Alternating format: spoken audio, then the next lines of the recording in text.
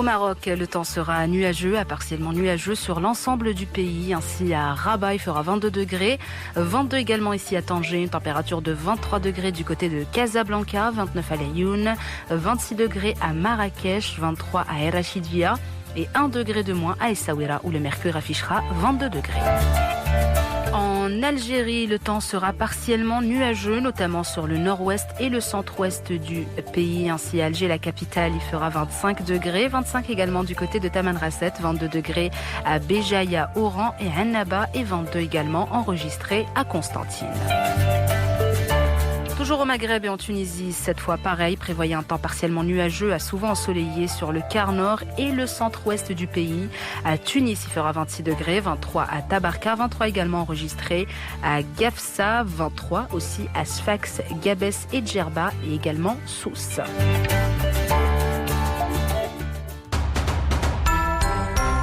السابعة وثلاثون دقيقة من إذاعة البحر الأبيض المتوسط الدولية. موعدنا الإخباري المفصل الآن مع منيا بالعربي.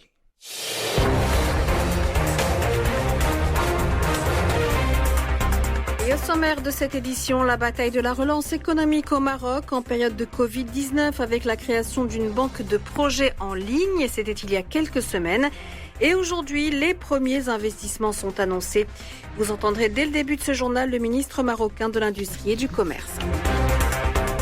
La relance économique à l'échelle africaine en ces temps de crise sanitaire. Quels sont les mécanismes mis en place quand on sait que les pays développés ont consacré 10% de leur PIB à leur plan de relance contre 1,8% dans la plupart des pays africains? La question est au cœur du Forum de Paris où nous attend Aurélien Devernois. Également dans ce journal, reportage au Sénégal, car après des mois d'attente, les enfants sénégalais vont pouvoir retrouver les bancs de l'école et des lycées. Ce sera demain une rentrée sous Covid et donc sous vigilance, bien sûr. Enfin, la difficile transition aux États-Unis. Donald Trump refuse toujours d'admettre sa défaite à l'élection présidentielle du 3 novembre. Et pour le président élu Joe Biden, eh bien, c'est source d'embarras, c'est sûr, mais ça n'aura pas beaucoup d'impact sur la transition du pouvoir.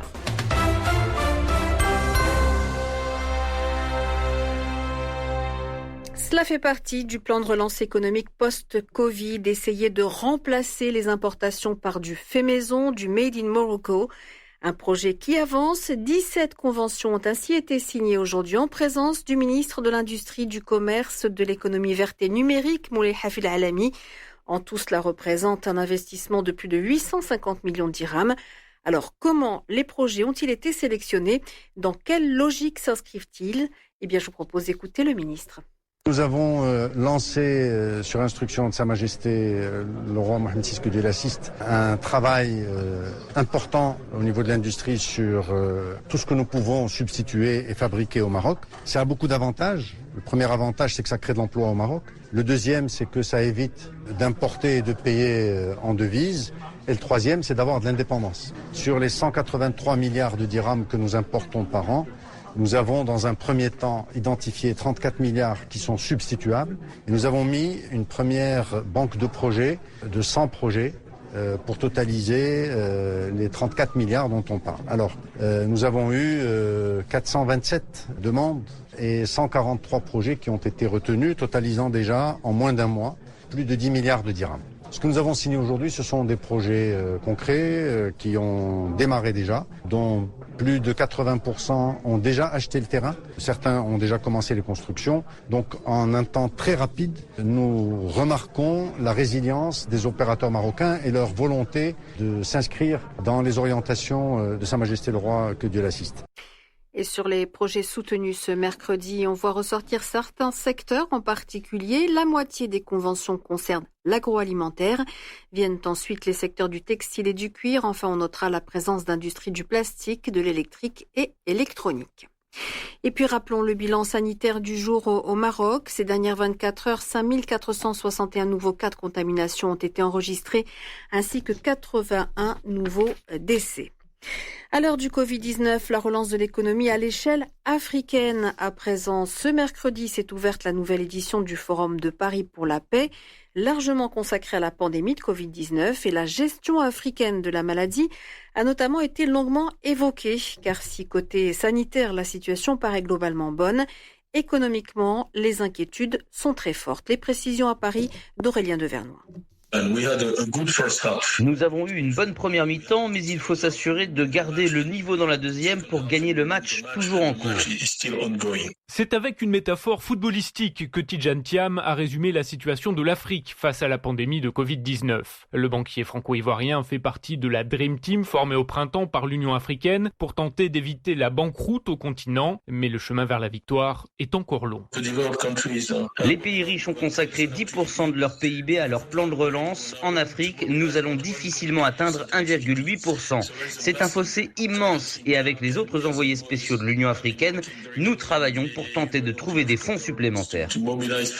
Parmi les pistes les plus sérieuses, la poursuite au moins jusqu'à la fin de l'année 2021 de la suspension de la dette des pays africains, mais aussi l'injection massive d'argent frais par les organisations internationales. Mais pour le milliardaire Mo Ibrahim, ces fonds ne doivent pas servir à maintenir un système ayant touché ses limites.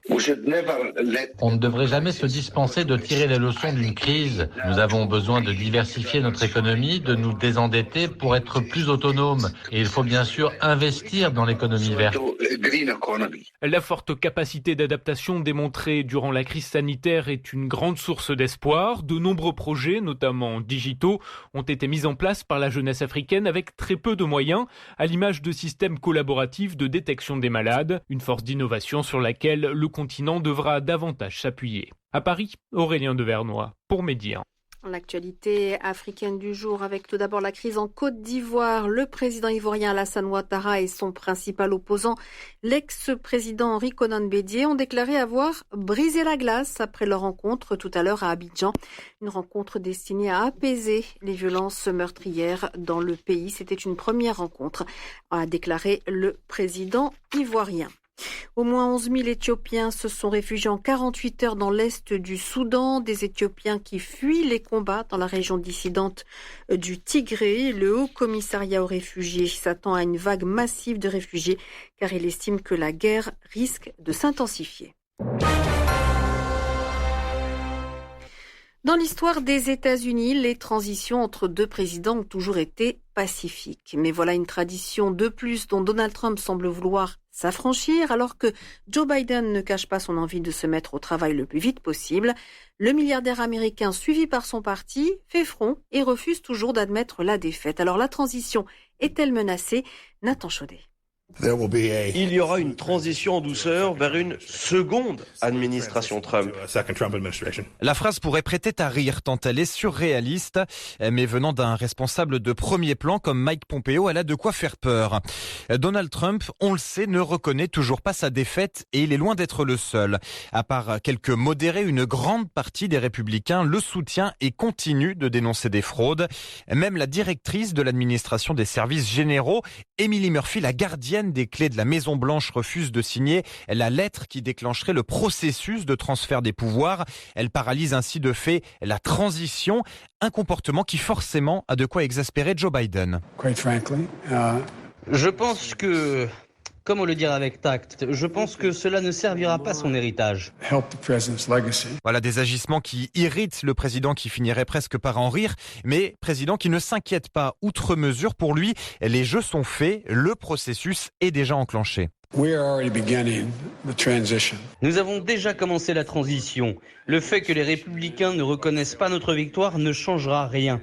Nous continuerons à avancer et à mettre en place la future administration de la Maison-Blanche et à nommer les membres du cabinet présidentiel. Rien ne pourra stopper ça. Et Joe Biden qui a d'ailleurs déjà commencé le travail, il a notamment nommé lundi un groupe de 13 experts qui auront pour mission d'élaborer un plan pour enrayer l'épidémie de coronavirus dans le pays. L'actualité au Proche-Orient avec le retour des réfugiés syriens. La question était sur la table aujourd'hui. Elle le sera demain encore en Syrie. C'est une conférence internationale qui se tient à Damas. Un rendez-vous soutenu par Moscou et auquel participent au moins 7 pays, entre autres la Chine, la Russie, mais aussi l'Iran ou encore le Liban. Mais pas l'Union européenne pour qui l'événement est prématuré. Et la Turquie, qui est le pays qui accueille le plus grand nombre de réfugiés syriens, la Turquie n'a pas été invitée. Les funérailles de Saeb Erekat, 16 ans, jour pour jour après le décès du leader historique palestinien Yasser Arafat. Saeb Erekat, décédé dans la nuit de lundi à mardi dernier, c'était une grande figure politique palestinienne, secrétaire général de l'OLP et négociateur en chef palestinien avec Israël. Il a été inhumé à Jéricho, sa ville natale. Et puis le décès du Premier ministre du Bahreïn, le prince Khalifa Ben Salman Al Khalifa est décédé ce matin des suites d'une maladie. Il était âgé de 84 ans. Bahreïn qui a ordonné un deuil officiel d'une semaine.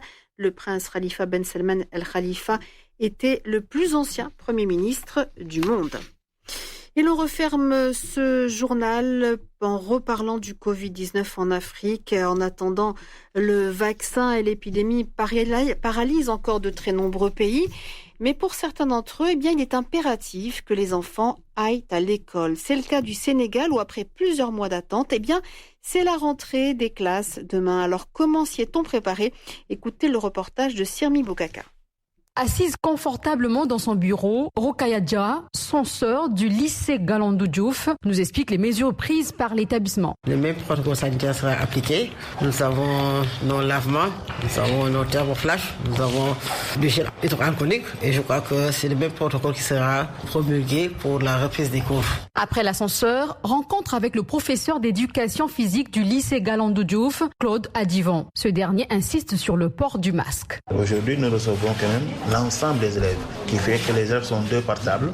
Opérer la position qui est très compliquée, mais toujours est-il qu'ils seront obligés de mettre les masques. On en dispose déjà au lycée. Trouvé dans la file d'attente des inscriptions, Salimata Dieye, en classe de seconde S, nous parle du protocole sanitaire auquel ils seront soumis à la reprise des enseignements. Cela avant de rentrer dans l'école, dans les classes, c'est port de masque obligatoire. Et il y a aussi des sanctions en cas de non-port de masque. Ce parent d'élève, El Hadi Malik Gaye, est venu inscrire son enfant. Il en appelle à une participation de tous pour un bon déroulé des cours. Si tout un chacun de nous, que ce soit parents d'élèves, élèves, les professeurs, l'administration de l'établissement, je pense que si tout le monde s'y met, on pourra s'en sortir.